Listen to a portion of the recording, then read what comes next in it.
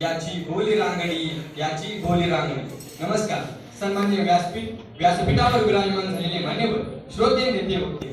मी चिरंजीव मोहिते शुभम हनुमंत अभिजित कदम प्रशाला junior college व व्यवसाय शिक्षण अमरापूर या शाखेमधून इथं आलेलो आहे. माझ्या मनोगताचा विषय आबाळाला भिडलेला माणूस डॉक्टर पतंगराव कदम. अज्ञान रूपी अंधाराच्या चिंध्याकडून ज्ञानरूपी प्रकाशाची ज्योत ज्यांनी दिनदृपांच्या चौकडीपर्यंत नेऊन चराचरात स्वावलंबन येऊन धरण्याचा मार्ग दाखवला अशा आबाळाला भिडलेल्या डॉक्टर पतंगराव कदम साहेबांच्या पवित्र स्मृतीस विनम्र अभिवादन करून मी माझ्या मनोगतास प्रारंभ करतो.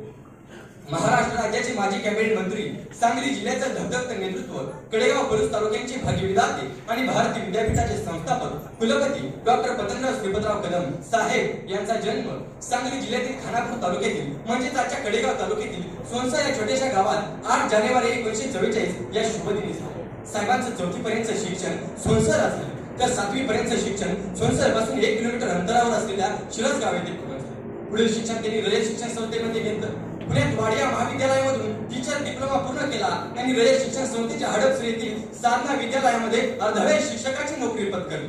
हिमालयावर येता घाला सोन हिरा हा धावून आला, मराठमोळ्या पराक्रमाने दिला दिलासा इतिहास आला. या मातीच्या कणाकणातून तुझ्या स्फूर्तीची फुलतील सुमने, जोवर भाषा असे मराठी पतंगरावांची घुमतील कवने, पतंगरावांची घुमतील कवने. गतिमान शिक्षणातून समाज परिवर्तन या ध्येयाने प्रेरित होऊन साहेबांनी भारतीय विद्यापीठाच्या कार्याला सुरुवात केली. मानवी जात माणुसकी धर्म मानून 10 मे 1964 रोजी पुण्यातील कसबा पेठेतील राहकर मंदिरात भारतीय विद्यापीठाची स्थापना झाली. शिवछत्रपतींनी शत्रू सैन्यांची दिशाभूल करण्यासाठी कात्रजकडे पाहिले तर साहेबांनी अज्ञानामुळे घडणारी समाजाची दिशाभूल टाळण्यासाठी कात्रज घाटात आपले भारतीय विद्यापीठ उभा केले. भारतीय विद्यापीठ उभा करताना त्यांनी खूप विचारांनी आणि वेगळ्या ध्येय धोरणांनी निर्णय घेतला. स्पर्धेच्या जगात असलेलं नवनवीन शिक्षण या विद्यापीठात मिळावं या उद्देशाने त्यांनी काम सुरू केलं. 20वे 21वे शतक हे विज्ञान भारारीच आहे हे ते जाणून होते. भारतीय विद्यापीठाच्या स्थापनेनंतर साहेबांच्या सामाजिक जीवनाचा आलेख अत्यंत वेगाने चढू लागला. विद्यापीठाचा विस्तार अत्यंत झपाट्याने होऊ लागला. शिक्षण क्षेत्रातील पारंपरिक शिक्षण पद्धतीची चौकट मोडून नव्या जगात समाजाला नेमकी कशाची गरज आहे हे ओळखून अगदी कृतीशील पावले उचलून त्यांनी काम केले. त्यामुळेच भारतीय विद्यापीठ वेगाने उभे राहू शकले. शिक्षण सहकाराचे विणले जाळे गावा, गिरण्या कारखान्याने काम दिले अनेकांना, त्यांच्यामुळे उभा आहे संसार कैकांचा. नेते हे गरिबांचे महामेरू कामाचा, पतंगरावजी नेता आमचा, पतंगरावजी नेता आमचा. महाराष्ट्राची राजधानी मुंबई, विद्येचे माहेरघर पुणे येथे भारतीय विद्यापीठातर्फे शिक्षण संस्था काढून शिक्षणाची जाळे साहेबांनी विणली. पण एवढ्याने ते समाधानी झाले नाही. शिक्षणाची व्याप्ती महाराष्ट्रातच नव्हे तर महाराष्ट्राबाहेर गेली पाहिजे. यासाठी त्यांनी थेट देशाची राजधानी नवी दिल्लीतच भारतीय विद्यापीठाची संस्था उभी करण्याचा निर्णय घेतला. महाराष्ट्रात ठीक आहे, महाराष्ट्रात ठीक आहे, परंतु दिल्लीत जाऊन संस्था उभी करणे ही अशक्य कोटीतील गोष्ट साहेबांनी पूर्ण केली. पुण्यासारख्या विद्येच्या माहेरघरात येऊन खेड्यातल्या एका तरुण मुलाने शिक्षण संस्था काढावी ही काही साधी सुधी गोष्ट नव्हती. पण ते धाडस साहेबांनी दाखवले आणि 33 वर्षात हे विद्यापीठ महाराष्ट्रातलेच नव्हे तर देशातले एक प्रमुख विद्यापीठ बनले. विविध राष्ट्रीय पुरुषांच्या विचारधारा साहेबांच्या ठाई दिसून येतात आणि या विचारधारातून साहेबांनी सर्वसामान्यांना शिक्षण आणि शिक्षणच देण्याचा प्रयत्न केलेला आहे. गतिमान शिक्षणातून समाज परिवर्तन हा विचार त्यांनी महाराष्ट्रात मात्र कृतीत आणून दाखवला. शिक्षण करूनही गतिमान हे लोकांचे परिवर्तन केले. शिक्षण आणि सहकारातून गरिबांचे संसार थाटले. वापर करूनही सत्तेचा या शेतकऱ्यांचे अश्रू पुसले. कर्तृत्वाच्या क्षितिजावरती पतंगराव हे नाव चमकले, पतंगराव हे नाव चमकले. महाराष्ट्राला ज्यांनी ज्यांनी नेतृत्व दिलं, महाराष्ट्र घडविण्याच्या कार्यात सिंहाचा वाटा उचलला ती सारी माणसं खेड्यातच जन्मलेले आहेत. स्वर्गीय यशवंतराव चव्हाण, वसंतदादा पाटील, यशवंतराव मोहिते या ज्येष्ठ राजकारणी मंडळीपासून साहेबांपर्यंत सामान्य शेतकरी कुटुंबात जन्म घेतलेली ही माणसं स्वतःच्या कर्तृत्वावर पुढे आली. शेतकरी कुटुंबात जन्म घेऊन सुद्धा चिखलात तुटून बसण्याची वृत्ती झटकून त्यांनी भरारी घेतली. ती मागे फिरण्यास नाहीच असं म्हणावं लागेल. अशा नेत्याला आबाळाला भिडलेला माणूस असं म्हणावंच लागेल. दूरदृष्टीचा सहकार्याचा खरा धोरणी नेता, दूरदृष्टीचा सहकार्याचा खरा धोरणी नेता, माणुसकीची भव्य पताका स्वतः घेतलेली हाता.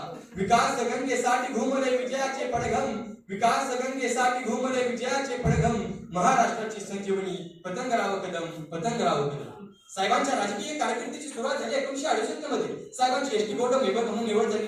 त्यानंतर पुणे विद्यापीठाच्या सिनेट व कार्यकारिणीचे सदस्य, तसेच मुंबई विद्यापीठाच्या सिनेट व कार्यकारिणीचे सदस्य अशा क्षेत्रात साहेबांनी महत्त्वपूर्ण कामगिरी बजावली.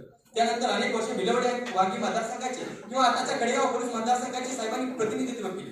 1995चा अपवाद वगळता सलग 6 वेळा ते विधानसभेवर आमदार म्हणून निवडून गेले. महाराष्ट्र राज्याचे शिक्षण मंत्री, वाणिज्य व संसदीय कार्यमंत्री, मदत पुनर्वसन सहकार मंत्री अशी मंत्रिपदे साहेबांनी भूषवली आणि त्यावर आपल्या कर्तृत्वाने ठसठशीत अशा प्रकारची मोहरून करू. म्हणूनच मी म्हणतो झेपावणाऱ्या पंखांना क्षितिजे नसतात, त्यांना फक्त झेपेच्या कवेत येणारे आकाश हवे असते आणि सृजनशील साहसांना सीमा नसतात, त्यांना फक्त मातीच्या स्पर्शाच्या आस असते, मातीच्या स्पर्शाच्या आस असते. लोकहितासाठी अभेदपणे धडपडणारे नेतेची 9 मार्च 2018 रोजी मुंबईतील लीलावती रुग्णालयामध्ये उपचारादरम्यान प्राणज्योत मावळली आणि विकासाची स्वारी वैकुंठाला गेली. साहेब, आपण आम्हाला पार्थिव स्वरूपात सोडून जात असताना सूर्य सुद्धा अस्ताला जाता जाता स्तब्ध झाला होता. सूर्याची मावळती सोनेरी किरणे सांगत होती.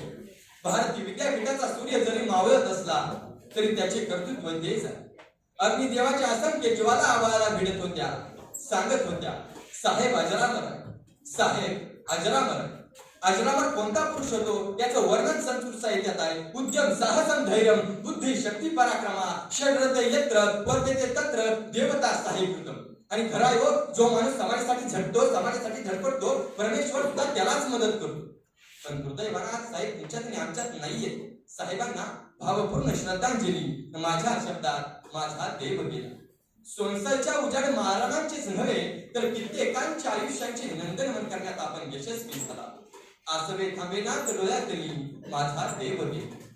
गरजू भुकेल्या जीवाला आयुष्याची भाकरी दिली. साहेब, आपण गरजू भुकेल्या जीवाला आयुष्याची भाकरी दिली. गतिमान शिक्षणातून समाज परिवर्तनासाठी ज्ञानाची कवाडी गेली. सारे माझी मी साऱ्यांचा जीवन जगताना माणुसकीचा झरा वाहिला. आसवे थांबेना डोळ्यातली माझा देव गेला. अशक्य ते शक्य करण्याची तो वाट आणि हातून ती होतेची होते करण्याची. आम्ही पाहिली उंच भरारी आपल्या ध्येयाची.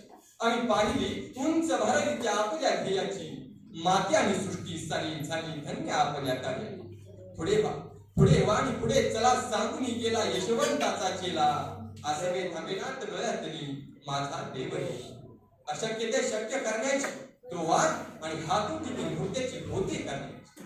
आम्ही पाहिली उंच भरारी आपल्या ध्येयाची. माती आणि सृष्टी सारी झाली धन्य आपल्या कार्याची. धन्यवाद. जय हिंद.